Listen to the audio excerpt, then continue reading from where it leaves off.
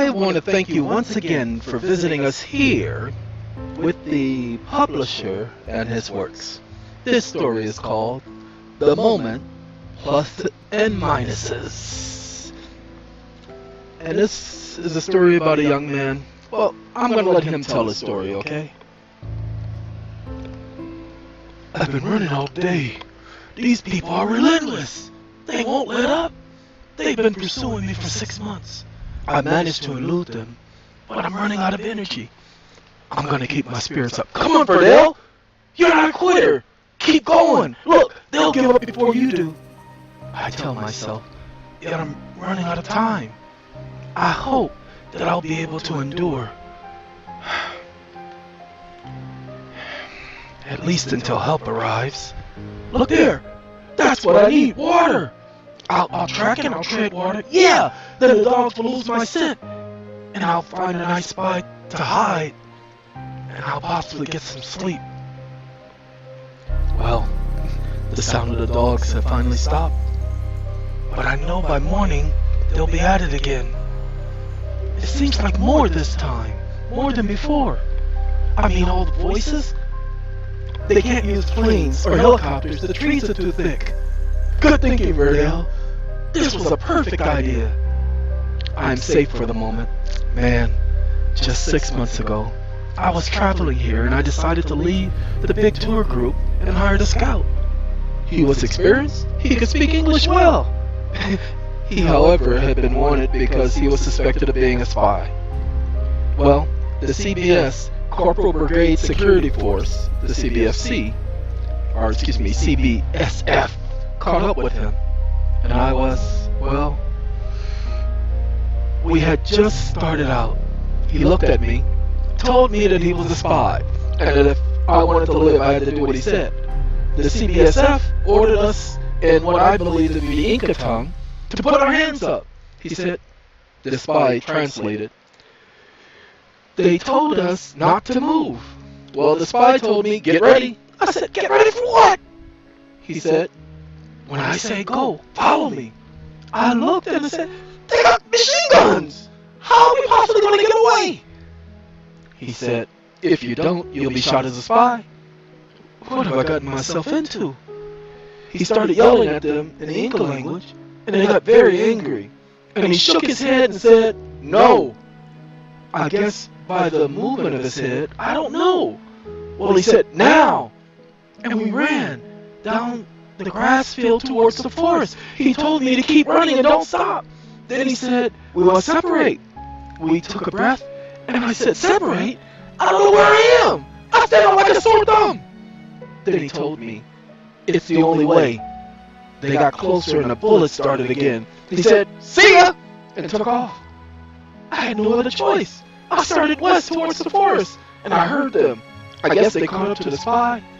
I heard what seemed to be over 2 minutes worth of machine gun fire, then yelling and cheering as if they had won the lottery.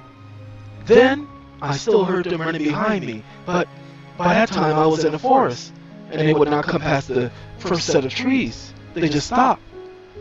Tired and exhausted, I kept running. I thought, I'll put as much distance between me and them. And then finally, I stopped. No change of clothes, a thin jacket, boots, a watch, and a hat. None of which has told the mosquito or other human-sized bugs to leave me alone.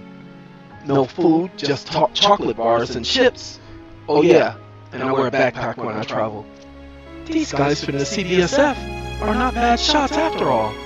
They were, I guess, too far back because 3 of my Snickers bars had bullets in them. My backpack had 9 holes in it. I'm in the forest and there's a lot of wild animals and snakes almost a mile long. Well, not quite a mile long, but I hate snakes! The snakes have heads the size of my 11-inch foot. Boo! Because of all the wild animals I travel on the ground, I grabbed 10 vines, strung them up from tree to tree, and made a hammock. It was not the hotel suite, but it served its purpose. I did not get much sleep that night, or the next 7 for that matter, because I had to keep moving. I could see no end. I kept going, hoping that they would not catch me. I knew that they would not give up. I knew that they were afraid to come in here unprepared. Or maybe they were waiting for the forest to do me in. Or maybe they circled around and are waiting for me on the other side. I can guess all day long, but no one knows where I am. No one knows how I got separated. I was not due back for work for another 3 weeks.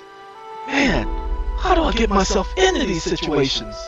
It reminds me of when I just started working. How I showed up early for work in my new suit. This man approached me and he said, "Hi, I'm Mr. Johnson, productions manager, and I see you must be new." Then he asked me my name, and he said, "Vernell, if you could give me a hand for just a minute, I would really appreciate it, and I will let the head brass know how helpful you were." I thought to myself, man, my big break. I said, "Sure, what does he want me to do?" He said, "I need you to help me carry some paperwork to my car. It will not take long." So we went into the vault, and all of the papers had on them, on the top, U.S. Treasury. And I said, "These are bonds." He said, "Yep. And I have to sort all of them and log each one by number, and it's going to take me all weekend." We loaded the 8 box loads into the SUV, and he gave me a $50 tip. And I thanked him, and he drove off, and I went back and clocked in for my $50 lunch break. Just about 20 minutes later, security and the police were running toward the vault. I paid it no mind. Then my boss told me that everyone had to leave the building, be searched, car searched, questioned by the police. I asked what happened. And the secretary said $906 million had just been stolen. And, well, I kept my mouth shut. They found Mr. Johnson's SUV, and I'm told that he went off to Rio de Janeiro. They sent detective and investigators to get him, but the government of Brazil would not allow it. I lost my job, and the company had to cut back. 40,000 people got laid off. I soon got another job, and it was as a busboy position, paying $4.75 an hour. It was all I could find. Then one day, I received a package at my door. It was a check for $900,000 with a letter from Mr. Johnson. He told me that this was 10% of 10%. He said thanks, and then he said the check. Sorry.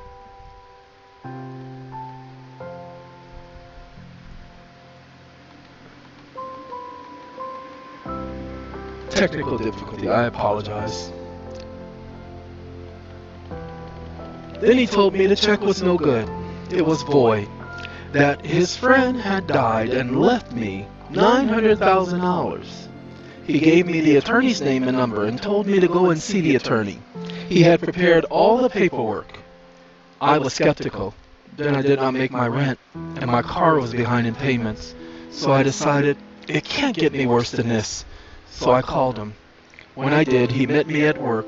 He had news reporters there, and the manager of the bank handed me a check for $890,890. He minus the attorney's fees, of course. With it, I started my own company, Investment Capital Company. This was 7 years ago. But I don't think that's going to turn out like that this time. Ain't no news reporters, no cameras, no lawyers, no banks around here. Well, for months I've been trying to get out of this place.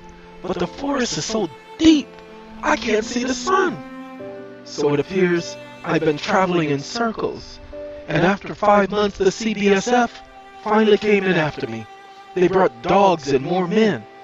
I'm in the running again. Well, I guess the snake diet that I've been on has caused me to have more energy, because I was considerably faster while they would rest up at night and continue their pursuit during the day. One day, at about evening, I stepped into a hole and twisted my ankle. Then I fell on the snake. Just my luck.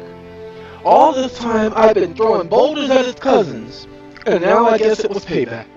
It bit me once, and after I yelled, it bit me again, only to say, I guess, shut up, stupid, and die. Well, it was a poisonous snake. because my body was numb and I was in pain all at the same time. Then I felt myself getting weak and I blacked out. I awoke to find myself in a small village. All of that time, up until now, I'd avoided them because I didn't want them to turn me in. This man, about 4 feet 2 inches tall, stood over me as I woke. I was thirsty, so I gestured for a drink. He spoke, not my language, and was surprised to see me wake. To the best I could figure, I'd been out for at least 3 days. They thought I was dead. He was surprised when I opened my eyes. He held up the snake. Well, he and 8 others. I guess, it was the one that bit me. And they dropped it and buried their heads beneath the cot or bed that I was lying on. They, I can only guess, thought I was dead, risen to life. Soon I realized why they were surprised. The snake that I had been eating was very poisonous. I saw one about 3 weeks later attack a puma, which weighed about 400 pounds. And after it bit the puma, it dropped dead. The snake slithered around to reach the smallest part, the hind legs, and began eating and swallowing it whole. In about 30 minutes, it was all gone. I figured my eating this snake, I have heard the Sema people call Igbakta, has made me rather immune. I had to leave the Sema the next day, as the dogs were approaching, so I said goodbye. They tried to insist that I stay, but if I stayed, some of them, if not all of them, would be killed. They put a net in my bag made out of snakeskin, I guess for me to sleep under, and, well, some other foods and things in my backpack. That was 3 months ago. 8 months now has passed. I'm finally able to camp for the night. I've been running all day. This is the first time I saw that river, so I must be headed in the right direction. I can see little bits of sun, and now I'm heading northwest. They will expect me to head west, because that's the way I started. Or maybe to head downstream, thinking I would contact the first village or city that were along the banks of the river. They probably stationed men there and are ready to grab me, and I don't want to think about it anymore. I made what seems to be the best choice. I have my tour guide brochure, and it's not a very detailed brochure, but Chile is just southwest of this river. Look, like about 100, maybe 200 miles, I guess. Yet there are some big mountains to pass over to get there, and that's all it shows. I'm doing right. I'll try to reach the ocean, spot a ship, or, well, I don't know. Over 100 days and my Rolex is still working. But it doesn't mean go good in here. Time doesn't matter in here. Yeah, but I do know the date. Winter will be here soon. But I'm just south of the equator. I'm safe from the extreme cold for now. I've had to change my diet. The cooking has become a dead giveaway. All they do is find a campsite and pick up my trail. Now I eat grasshoppers, snails, beetles. No, I had no choice. I could not starve to death. I could have stayed near the river and made it safely off of a fish diet, but that would have made it easier for the corporate security force to find me. I'll keep heading in this direction.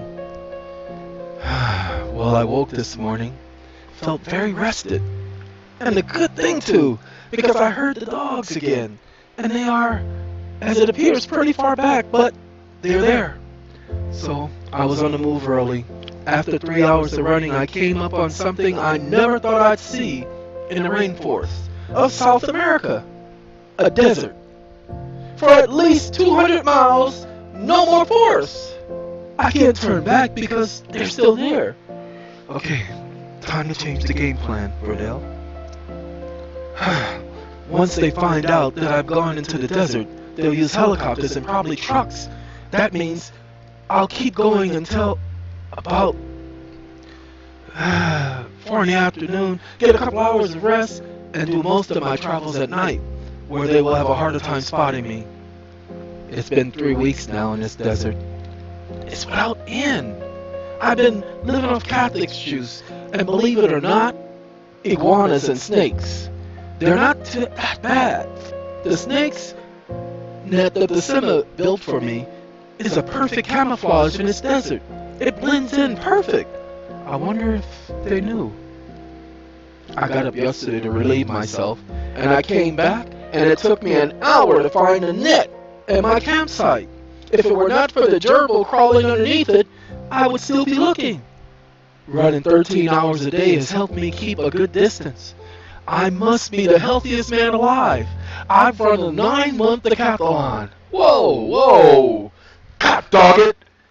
Dang, I don't believe this. I didn't even see it. Verdell, don't move. Stay calm. God, how do I get myself out of this? Man, it's thick. No trees around. I mean, quicksand. And I'm sinking fast. What can I latch onto? Come on, Verdell, think. There's always a way. What would they do in the movies? Good idea! All I have to do is take them off, grab them and tie them end to end, and throw my backpack over there. There. Now my John Wayne impression, my lasso. Now, I gotta get it around that rock. Would you believe it? Just my luck. It's raining. I gotta be quick, or this quicksand will thin, and I will... No, I cannot think like that. Okay, one more try. I just missed. Let's aim that way. And yeah! Got it! Now all I have to do is pull myself out. I hope the rope holds. Good job, Verdell. You're more resourceful than I thought. I take back all the things I said about you. That took 4 hours. How lucky can I get? It was almost thick enough to walk on. I gotta make up for lost time. Let's go, Verdell. Can you believe it? 5 weeks in the desert, and finally forest again. I guess that's what they mean about the Great Continental Divide. Look, a river. Let's look for a spot to cross. Found one. Wait a minute, Verdell. You seen the helicopters?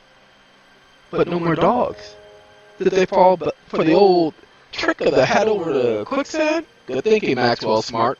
Yeah, I know it's old, but I figured putting my hat in the middle edge of the quicksand would buy me some time. I've been running so hard that I didn't notice that I've not seen or heard of them for days now. Maybe it worked. Maybe they finally gave up. Well, stop it, Verdell. Don't let your guard down. Keep going. Look, there's a spot, but it looks deep. Try to become Tarzan of Georgia the Jungle. I'll just climb up here. Yeah, and let me get... Okay, gotcha. Take this line and tug on it and see if it feels strong enough. Okay, it's strong enough. Okay, here goes nothing. Wait, what's that? What the? That eagle caught that fish! And before the fish could jump out of the water, another larger fish ate the eagle and the fish in its talon. Oh God, I gotta rethink this. Oh. If I keep heading upstream, the mountains are there, and the snow and the cold. I'll never survive. I can't go back because of the desert. I can't go east because there are just cliffs there. I can go downstream, but that's too dangerous. Well, let me get down, wipe away my tracks, and then measure the distance. Okay, well, here I go. Tarzan would never be eaten by no fish. Georgia the Jungle, on the other hand? Stop it, Verdell. Okay, focus. Here I go. I'll yell all the way across. Oh! Landed just past shore. But I fell backwards, and I thought, oh no, I'm doomed. The fish were waiting. Then, as I just about hit the water, a rope wrapped around me and pulled me safely to safety. I opened my eyes that I had closed for sheer fear, and I looked, and it was about 200 of the CBSF and Mr. Johnson. He smiled and said that you shouldn't have come here. Then the men grabbed me, and I got hit over the head. I awoke to find myself in a room with a bed, a toilet, and a newspaper, with my picture on the cover, saying that I was missing. that the police investigation discovered that I was last spotted in Brazil, and that it was believed that I was involved in a 900 million bond. That was the name of the case, was dubbed. That my company's assets were frozen, yet still functioning, as the investigation was inconclusive. For Mr. Johnson's hired, the attorney Mr. Johnson hired was very effective in defending myself. My company's assets, assistant executive was running the company and had given discounts to keep our customers invested and interested. He effectively made some very good decisions and has been able to increase profits by 48% in the past 9 months. It is believed that I wandered off or am hurt or kidnapped or lying in luxury. The final paragraph stated that an 11-month search came up empty, but Barry, my CEO, has vowed to continue the search indefinitely. After reading this, I ate a couple of chocolate bars and had some chips. It's been 10 months since I tasted chocolate, and it's been somehow reassuring. There were no doorknobs on this side of the room. The light stayed on, my Rolex, backpack, and everything else was gone. Sorry. I don't know what day it is. The newspaper says July 3rd, but if that is the case, that means that I've been out for 2 weeks. That's not possible. Oh no. What the? Needle holes? These people have been drugging me. No one knows. The containers of bottles of water mean I can't drink the water and no shower. I still am in the same clothes, and I smell bad. Then as the hours what seemed like hours passed, one of the Corporal Bay security officers came, and he spoke English. He told me to follow him, and I said, "Why? Where are we going?" And he said he was not permitted to discuss anything with me, but I will soon be free. So I went with him. We walked for about 800 yards. This is a compound or something, with huge walls, and the CBSF with machine guns are everywhere. Then he opened the door and he showed me inside, and told me that would be my room, and that there's clothing, a TV, and running water inside. Then he said, "In about 2 hours, Mr. Johnson has invited you to join him for dinner." So I went inside, thanked him, and it was no room. It was like a 6-bedroom apartment, with 3 restrooms, 6 beds, dining room, patio, several TVs. I took a shower. Ladies and gentlemen, that's one of the stories that people are going to help me finish. What they're going to do is they're going to come up with what happens next with Verdell, Mr. Johnson, the CBFS, Corporal Brigade Security Force, and what happens with his company, what happens with the attorney that did all the work, what happens with the investigation, what happens with the authorities. You see, there's so many different possibilities and possible angles. I read this story before I read Nisi, and I am definitely hoping that those of you who needed a break from all of the thinking, that I hope that you liked it. Again, this is the publisher, and you've just listened to The Moment, Plus and Minuses. Have a good day.